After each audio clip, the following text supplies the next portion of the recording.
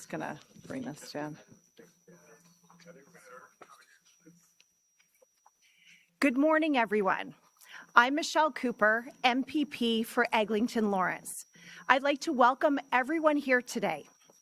It's great to be here with Premier Doug Ford and all my colleagues, Minister Sarkaria, Minister McCarthy, Minister Kersner, Minister Raymond Chow, Minister Thanagaskelim, PA Fearon, PA Dave Smith, PA Babakin, and PA Graywell, as well as Mayor Chow. I am proud to be a part of a government making historic investments in infrastructure and transit. For the people of Eglinton Lawrence, 8 new stops connecting 2 transit stations. I am so proud to be part of a government who delivered on this important milestone. I now turn it over to Mayor Chow for her remarks.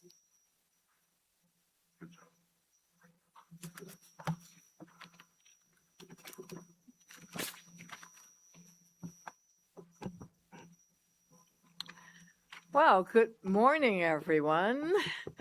I'm here joined by Councillor Francis Nunziata, all the way from Mount Dennis, where the beginning of the west end of the line, and Councillor Rachel Chenas-Lin, Councillor John Burnside, Councillor Patty Canavel, Chair Jamel Myers, and Councillor that goes all the way to the east side of this line, which is Councillor Michael Thompson. Welcome. Thank you for joining me today, and of course the Premier. This Sunday marks a milestone for Toronto. The Eglinton Crosstown LRT opens to the public, finally.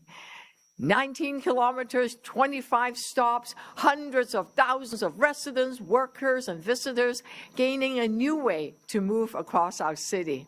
From Etobicoke to Scarborough, connecting dozens of neighborhoods and helping the small businesses along the route attract more customers. The Crosstown deliver what Toronto needs, a vital east-west rapid transit link that tackles congestion and gets people where they need to go. 2/3 of the line runs underground, offering riders a smooth, reliable alternative to crowded buses along Eglinton. We are taking a thoughtful approach to this opening. The TDC, working in partnership with Metrolinks and Crosslink, will soft launch the Crosstown, ramping up services gradually as we get feedback from riders and make improvements. This approach reflects the recommendation from the 2022 public inquiry into the Ottawa LRT operations. Start carefully, monitor closely, and let real-world experience shape enhancements. Service will increase over time as we fine-tune the operations. Metrolink and the TDC are committed to working together to build up frequency and reliability. Crosslink will address any technical issues that emerge during this phase-in period. The partnership is clear. Metrolink owns the line, Crosslink build it and stand behind their work, TDC operates it, and we drive the trains and serve the riders. Now, for riders on the street-level portion of the line, we're working to minimize delays at intersections and improve travel times. The TDC and the city are installing enhanced transit signal priorities on the track through the above-ground portion of Line 5, giving trains priority at traffic signals. The first round will go active in a couple of weeks, before the end of this month, with ongoing monitoring and further improvements to follow. Of course, I introduce you to all the councillors that this line will serve, and I want to give a special shout out, thank you to the Premier and the Minister of Transportation and all the MPPs, the ministers that are here and representative of Metrolink and TDC. And most importantly, thank you to the communities along this line. Your patience through years of construction has made this possible. This Sunday, the wait is over. Riders will get moving on the crosstown. And that's exciting. Thank you.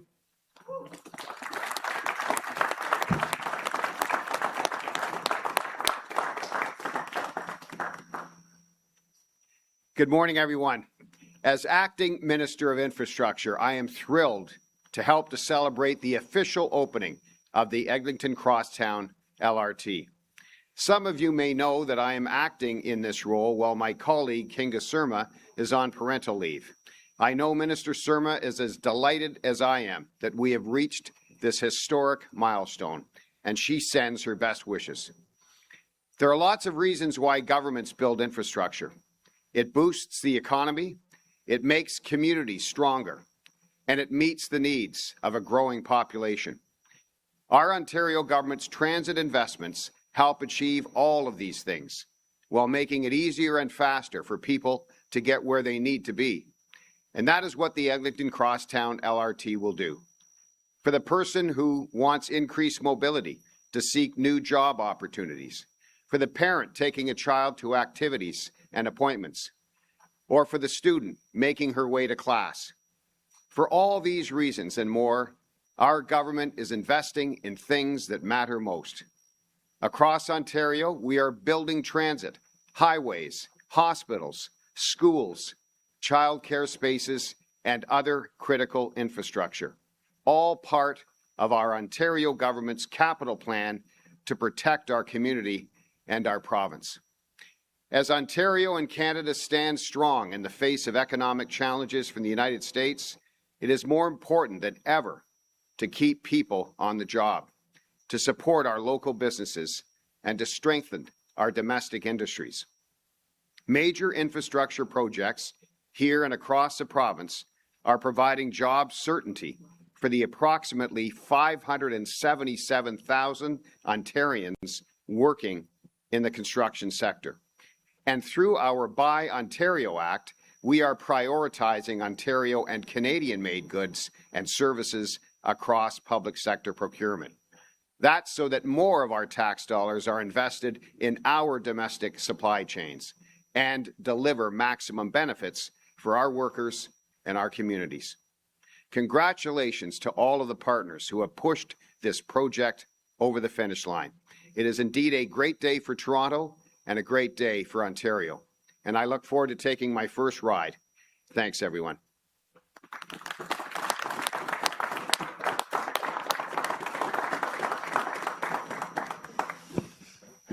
Good morning, everyone, and thank you, Minister McCarthy, for the introduction. It's great to be here with Premier Ford, Mayor Chow, all the councillors, MPP Cooper, ministers as well, and our team. I want to also give a special thank you and shout out to Michael Lindsay from Metrolinks, our CEO, as well as Nick Simone, when we are here today to mark a huge milestone for the City of Toronto and public transit, while also recognizing the challenges involved in getting to this day. Building transit isn't easy. We learn and we continue moving forward. Under the leadership of Premier Ford, our government is on a mission to get transit built for the people who need it most and to get people and goods moving while creating and maintaining good paying jobs. Opening the Finch West LRT has brought over 230,000 more people within walking distance of transit. And after years of political delays and opposition, we reached agreements with all levels of government to build the Ontario line. The last time a new subway was built in Toronto was more than 20 years ago. And under Premier Ford, shovels are in the ground on all sections of the Ontario line. Earlier this week, we reached a milestone with the first half of the Lower Don Bridge, an iconic structure, placed into its permanent position. Once complete, that bridge will carry the Ontario line over the DVP Don River, connecting riders to and from Toronto. We are also bringing rapid transit to new communities. Last month, we announced the start of major construction on the Bowmanville GO extension, another major milestone in our plan to protect Ontario and fight gridlock. And I'm pleased to say that ridership is stronger than ever before. Last year, GO and Up Express carried 76.8 million riders. That is a nearly 10% increase on year-over-year numbers, and we hit a record amount of trips in the month of October at over 7.6 million passengers. All of this progress wouldn't be possible without the incredible people who bring our transit projects to life. And I'd like to thank all of our partners who help keep Ontario moving. The incredible construction workers, skilled tradespeople, the engineers who build for Ontario, the team at Metrolinks, our municipal partners, and our special constables across the line. Thank you very much. And with that, I will now turn it over to Premier Ford. Thank you.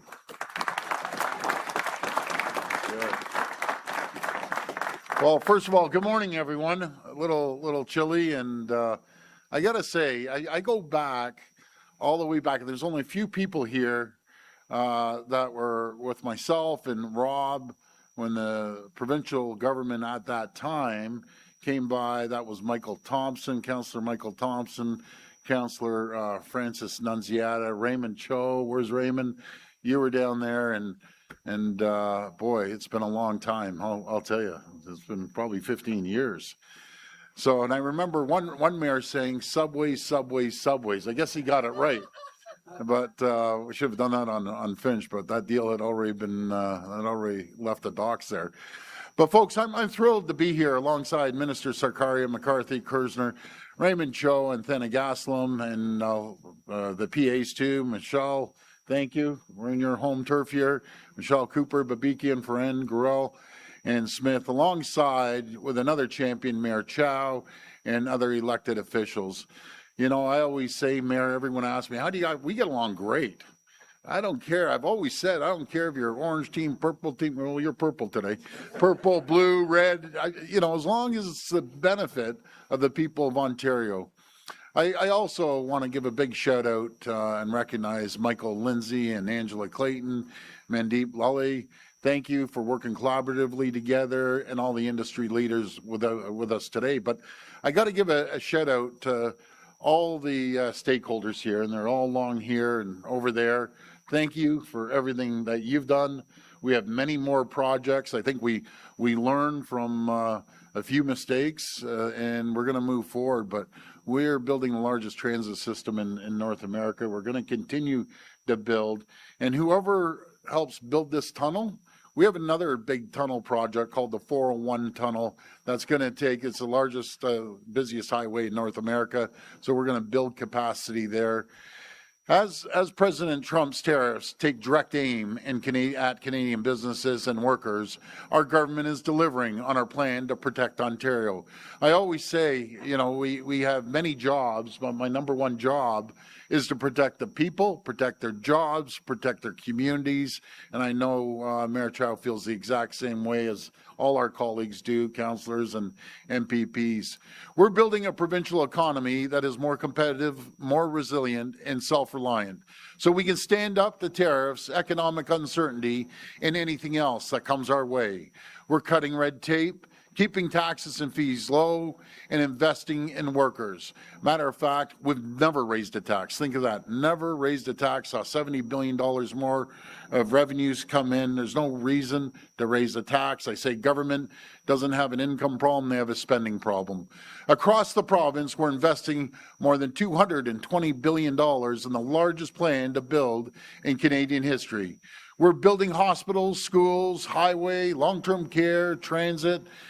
And I got to emphasize transit. It's pretty astounding, and we couldn't do it without all partners, all collaboration.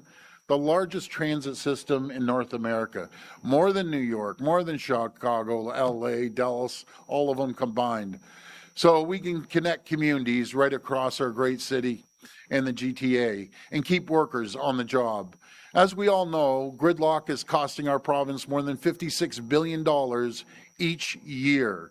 A number that could reach $145 billion in the next 20 years if we don't act now. Folks, we left Etobicoke. It took us an hour to get here along Eglinton. All the more reason we need to build more subways, build that 401 tunnel, and continue to build and never stop building.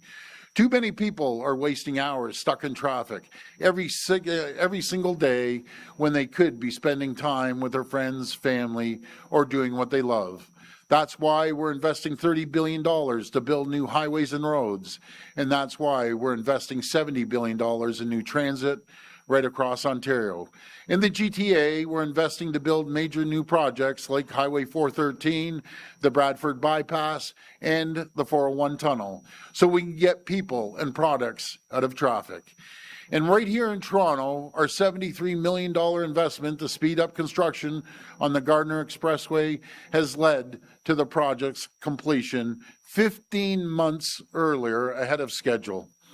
We're providing record support for the city, including nearly $1 billion for 55 new Line 2 subway cars, which will be built right here in Ontario by Ontario workers at Alstom in Thunder Bay, and they do an incredible job there, using Ontario steel and other products wherever we can. We're also building the largest expansion of public transit in North America, with many of these transformational projects being built right here in Toronto. These include the Yonge North Subway Extension, the Scarborough Subway Extension, the Ontario Line, and of course, the Eglinton Crosstown and the Eglinton Crosstown West Extension, which is ahead of schedule. I got to repeat that. That is ahead of schedule. So I'm happy to be here today at the Eglinton Station for the official opening of the Eglinton Crosstown, which will enter service this Sunday. Mayor, did I tell you we're paying for that service, sir, on Sunday? And we're paying $330 million to keep the Fench and the Eglinton Crosstown going for the next couple of years. To mark the first day of the passenger service, trips along Eglinton Crosstown will be free for all passengers on February the 8th. I know that the construction of this LRT has not been easy, that's for sure, and that the delays have been particularly frustrating for everyone, for people living along the Eglinton Avenue. I want to thank you all for your patience, and I want to thank Minister Sarkaria and McCarthy and Michael and the whole team. And again, I got to emphasize the stakeholders. They're the people that are on the front lines building this system. Mandeep, you're a champion from the TTC, and we just look forward to continue working with you in collaboration and cooperation, and everyone else who've helped get this project across the finish line. Now that it's complete, the Eglinton Crosstown will be a game changer for the city. It will move 123,000 commuters a day, every single day, across more than 19 kilometers of rail with 25 stations and stops between Kennedy in the east and Mount Dennis in the west, cutting travel times between the two by nearly an hour. The Crosstown will link to 68 bus routes and 3 subway stations with connections to the Up Express and 2 GO transit stations, increasing access to fast, reliable, and affordable public transit across the GTA. And of course, work is well underway on the Eglinton Crosstown West Extension, which will extend the line more than 9 kilometers west to Renforth Drive, bringing an additional 37,000 more commuters within a 10-minute walk of convenient public transit.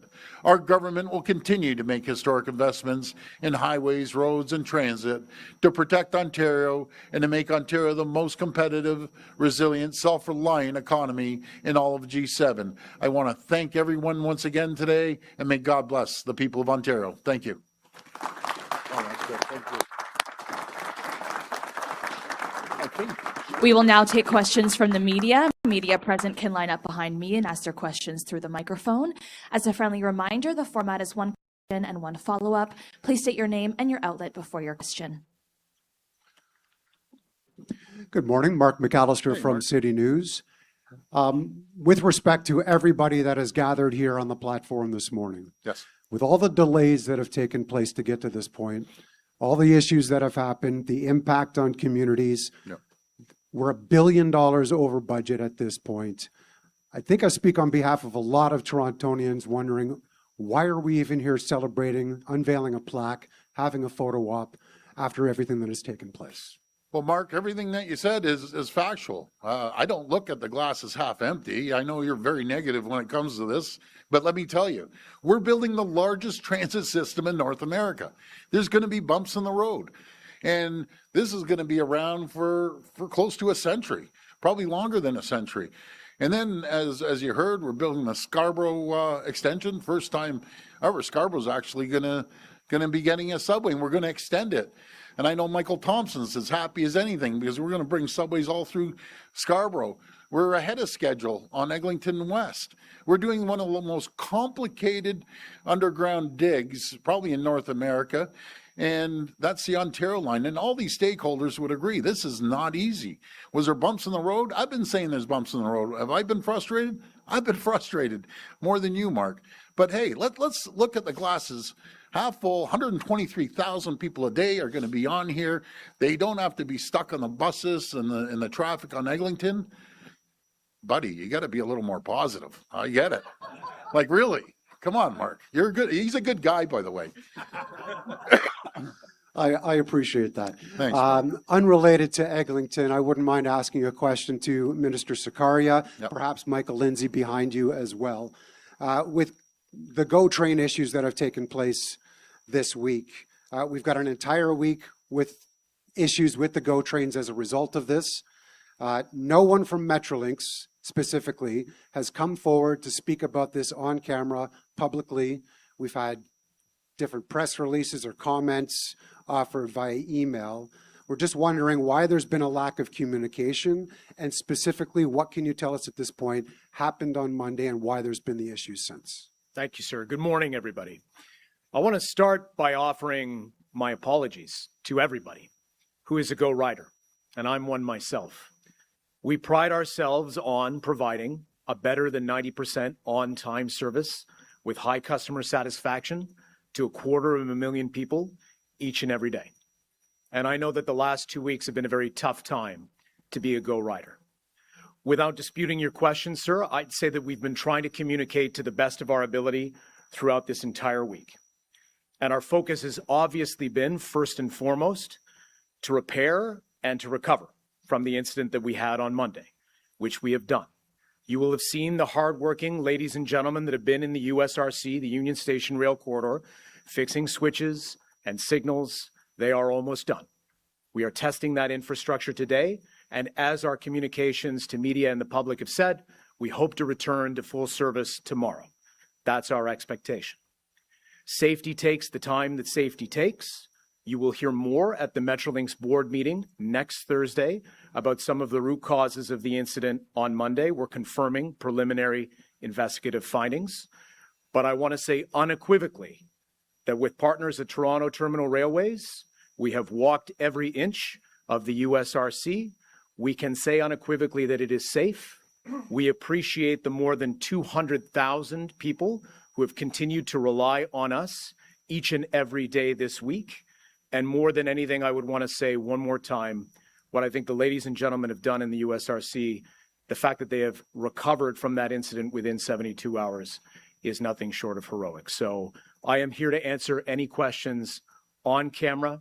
We have tried to communicate to customers as well as to media. We could always do better, but I promise you we'll continue to be as transparent as we can be about GO service and its status. Morning, Richard Southern, 680 News Radio. Richard. Hi, Premier. Considering the taxpayer is on the hook for the more than $1 billion this ran over budget, and they've had to wait 15 years, with that in mind, will you, yes or no, commit to calling a full public inquiry today into the crosstown construction? And if not, why not, Premier? No, we aren't going to do that. We're going to move on and continue building the subways. We all know the mistakes, Richard. And we've acknowledged them and we've learned. All the stakeholders, Metrolinks, DTC, we're all in it together. And I'm the first to come out and acknowledge the mistakes. But I'm not going to waste time on inquiry and all the nonsense, tie all these people up. All these people here have more subways to build. Metrolinks, TTC, so that's what we're going to focus on. We all acknowledge. It'd be different if we didn't acknowledge it. But yeah, has it been a nightmare for all of us? 100%. The good news is we're moving, and we're going to move to 123,000 people a day, and that's going to grow every single day. Obviously, this did start under a prior government, but you've been here for almost 8 years. You've acknowledged some mistakes. Yep. What have you and your government learned from this? And Premier, do you think you owe Ontarians and Torontonians an apology for the 15 years it's taken? You know, Richard, I'd never be shy to apologize. At the end of the day, the buck stops with me. And I take all the responsibility, no matter if it's on time or if it's early, like Eglinton West. But this is my responsibility. We're learning, but I'll tell you one thing, our stakeholders, our builders, we're becoming some of the best tunnel boring folks in the world, transit boring folks, whatever you want to call it. And this was a big project. And yes, it started under a previous government. I take responsibility now, but we're going to continue building the Scarborough, the Yonge Extension, along with the Eglinton West and the Ontario line.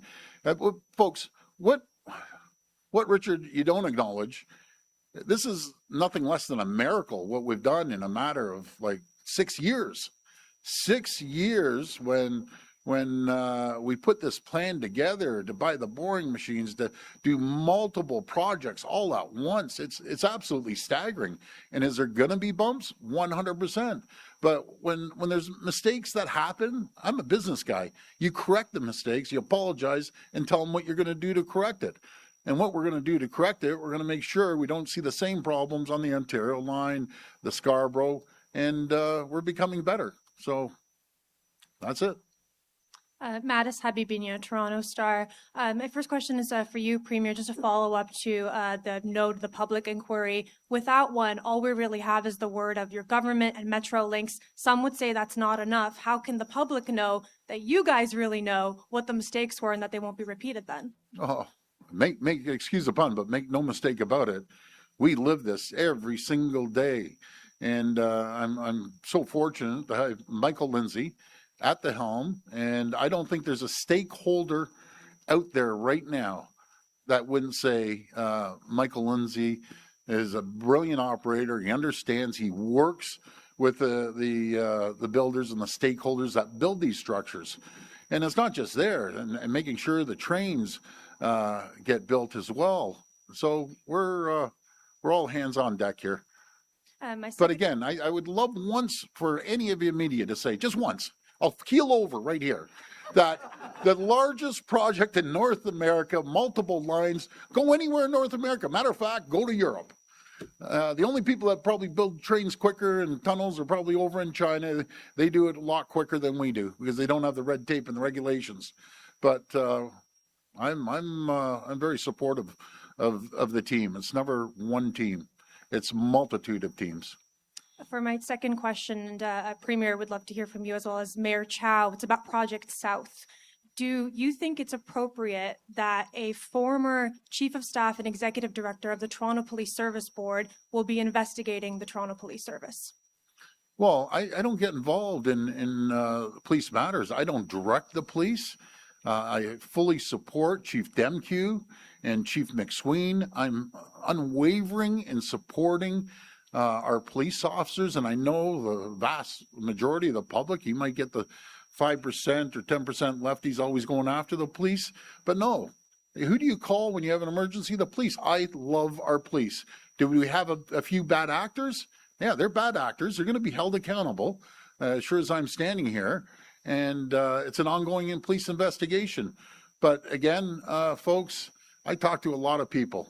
They love our police. I love our police. The frontline police officers put their lives on the line every single day. And unfortunately, some police officers don't return home. They give the ultimate sacrifice. So they're champions, in my opinion. And they have steps that if the Toronto wants to hand it to the OPP or the RCMP or whatever, that's up to them. That's not up to me. I don't direct the police. I believe Mattis wanted to hear from the mayor as well on that question. Just want to be clear. Your question is the Inspector General. Is that right? That is it appropriate to request? Just repeat the question. Is it? Yeah, sorry. So Ryan Teshner is the former Executive Director and Chief of Staff of the Toronto Police Service who? Board. To the police force. To the police board. Okay. Yeah, so he knows the brass. Is it appropriate to have him be the one investigating people that he would interact with for years? He was also on the board when they promoted Chief Demkew, Officer Demkew to chief in 2022. Is that the appropriate person to be investigating the service? Just to be clear, though, he's a civil servant, right? Now he's the Inspector General of Ontario. Right. The residents of Toronto deserve to know that the police officer that they deal with every day can be trusted. So I welcome any independent review, and I believe the chief of police and the chair of the police board have asked the inspector general to step in and do an independent inspection and review. This inspector general is appointed by the provincial government, and he has the power to inspect the whole system. And I think some of the things that he'll be looking at will be systemic issues, etc. So what I do want to say, though, any police officer that is found to have committed crimes will be punished, and any officer working with organized crime deserves to be thrown in jail. We all agree on that. But the majority of the police officers that we deal with every day are wonderful. They work hard, and it's a really tough job. And I have confidence that they will continue to do so. But as to the system and these folks that allegedly violated the law, it should be investigated. Hey, Premier Jack Howan from the Trillium. Hi, Jack. You've referred a lot to mistakes that were made throughout this project. What specifically are you referring to there? Maybe you could give me a top three. Oh, buddy, I'm going to have to hand it over to Michael Lindsay, but it was just ongoing. And finally, we were able to roll this out, and I'm just happy that we're here today, and we're going to continue moving forward. But I'm not the guy down here, operating it. So, Michael, do you even want to bother answering this one, or what? Okay. If I could, sir, what I'll do is I'll answer your question with reference to some of the things we're now doing on projects like the Ontario line that establish a bit of the difference between this project, its course and conduct, and what we're doing now, right? So the first thing that I would say is finding the right models, contract models, models of collaboration with private sector partners, with government agencies is important. One of the lessons we've clearly learned is we need contract forms to incentivize everybody to get to completion, especially when issues invariably arise. And you've seen that we have been a leader around the world in embracing new progressive forms of project development and delivery. That's part of the reason why projects like the Ontario line and the Eglinton Crosstown are where they are. The second thing that I would say is that system integration for a transit project, how the vehicles, the systems, and the civil infrastructure link to one another is a really challenging thing to do. Every jurisdiction around the world, every jurisdiction struggles with it. We do these things not because they are easy, but because they are hard and they're worth doing, right? But thinking about how we get the right discussions earlier in the process to make sure that system integration and a plan of service is baked in from the start is something that we're doing right now. And I have to give full credit and kudos to Mandeep and the team at the TTC. They have been fantastic, whether it's the Yonge North Subway extension or the Scarborough Subway extension, in making sure that we're learning those lessons. So that's just a flavor of some of what we're learning. Last thought that I'd offer, we are always learning about how to better manage disruption for local communities, local riders, and local businesses. And I promise you that everybody that's in front of you today wants to make construction as fast and as minimally disruptive as possible, while knowing that construction is disruptive. And we're all going to have to deal and be patient with some of that. So those are some of my thoughts. Thank you. Premier, part of the public's frustration with this project has been the black box that Metrolinks has been in terms of public communication. And part of that has been because of your government's editing of communications before they go out. Do you think that you need to do a better job and Metrolinks needs to do a better job if you're not going to call an inquiry at being transparent? Well, we are transparent, and that's a little offensive saying we aren't. I'm out in the press more than any elected official in the country. You ask me every question you possibly can. So I think we're being pretty transparent. I just want to move forward. I want to start continuing to build the other subway lines as quickly as possible. We're in an economic war right now. It's all about faster, quicker, immediate.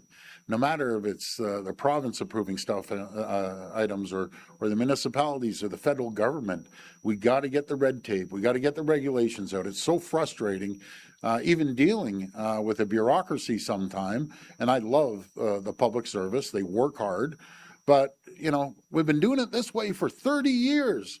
Okay, we aren't doing it this way for 30 years.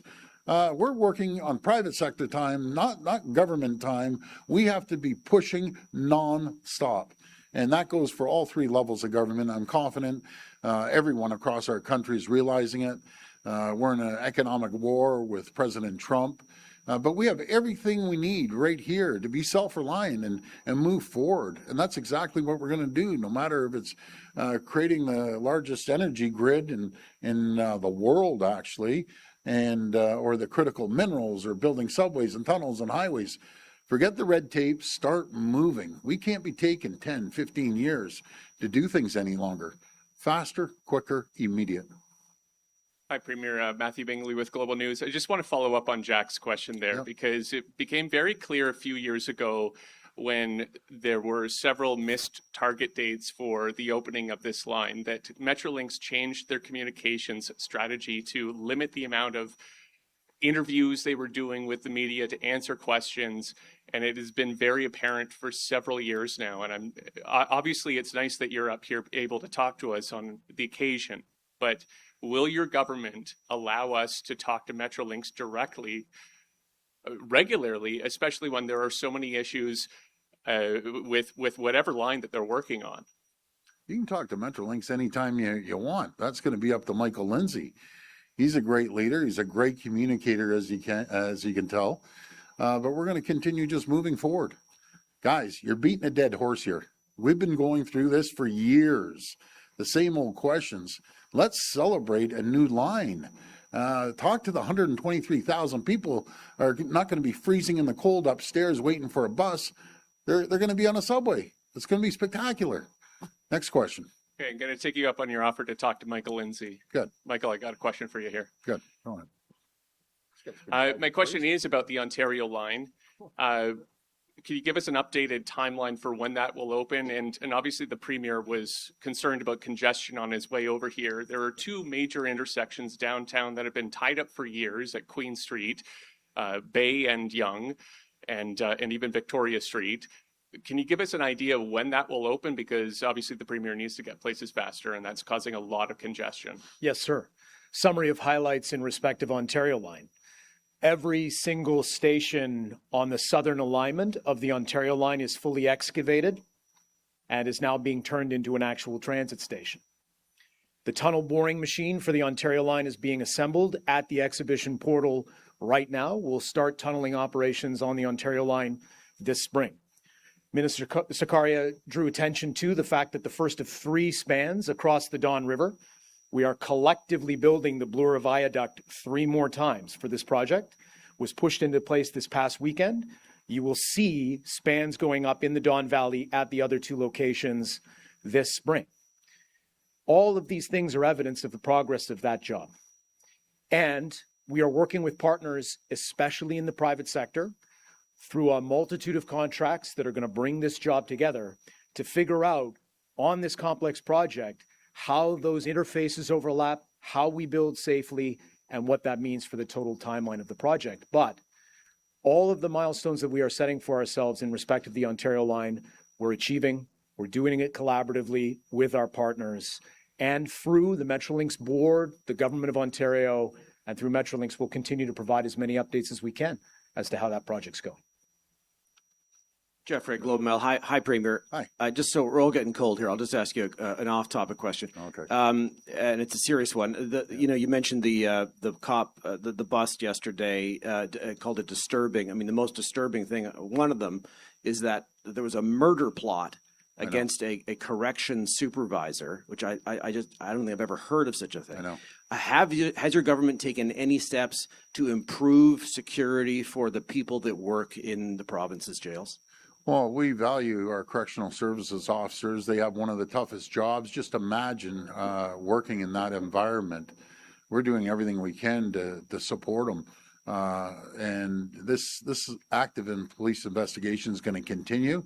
It's staggering when you hear there was a plot to murder a supervisor of the correctional services.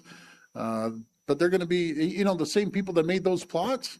That same supervisor is going to look at them behind bars. And I guess it didn't work out too well for for those. But you can tell the system is working.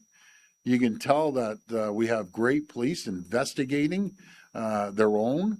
And I have all the confidence in the world and all our police across the province, no matter if it's the OPP or York Region with Chief McSween, Chief Nish over at Peel,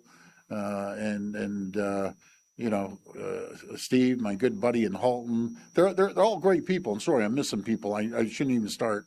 And Demke as well. I have all the confidence in the world in them. And the system works because these guys got caught.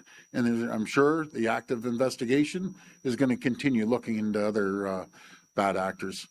But folks, support our police. They're incredible. Any specifics, though, a review, or would you look at some sort of review of the way security is handled at that prison for the staff in particular who are so vulnerable, obviously? But the system worked. It was reported and the investigation started right away. Again, I don't direct the police, but I have all the confidence in the world in our frontline police officers and the chiefs and the upper brass. How do you think they feel? They're devastated. They're frustrated. Frontline officers are frustrated because of what happened. So no one condones this behavior, and they're going to be held accountable. Simple as that. This will be the last reporter. Clara Pasica, CBC. So, Premier, this is a question from our colleagues in Windsor. Stellantis sold its stake of the battery plant in Windsor to the partner LG Energy Solution. Now, does this change any of the financial or job commitments on the project, and does it cause you any concern that this has happened? No, Stellantis is making a financial decision. They're still going to use their batteries for their vehicles. LG is going to hold on to the 800 employees there. And I think it was a good business decision, to be frank with you. So the 800 people are still going to have their jobs there. And then back here at the station, and a question for you as well as Mr. Lindsay. So, we're here. It's a world-class project, but we spent billions of dollars, but it is absolutely freezing here in what is supposed to be a world-class station. Do you think that's a problem, and are you going to do anything about it? I'll pass that over to Michael Lindsay. Sunday, we open for revenue service. All procedures will be in place, including turning the heat up. By the way, when you have a fully functioning transit system and not just an empty cavern, it'll be much warmer. And of course, we'll continue to work with partners at the TTC to understand rider feedback about what could be improved in respect of all of this project. But the last thought that I would want to leave everybody with is, notwithstanding the challenges, I'm very optimistic that collectively we will recover a sense of pride in this project, because it is world-class, and it is going to be a game changer for the residents of this community. That concludes our media questions. That's great. Thank you, everyone. We're going to continue building infrastructure, highways and roads and subways. Again, I want to thank all of you. I want to thank the public for their patience. And again, the people that built this subway system, thank all of you. I appreciate it. Many more to come. God bless you. We're going to keep moving this province forward. Thank you.